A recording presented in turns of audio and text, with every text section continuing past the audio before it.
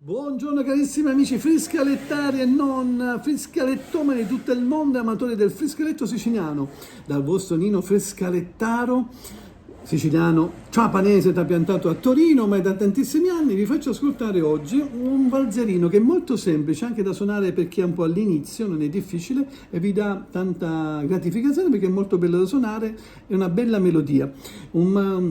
Un valzer che si chiama Ascinnuta di Tortorici, no? Quindi Tortorici che è un paesino in provincia di Messina, scritto dal grande maestro appunto Pinzone, che oltre a costruire i flauti fa anche delle belle melodie, ha scritto dei bei brani musicali siciliani. Questo è un valzerino molto semplice che si può fare benissimo anche all'inizio.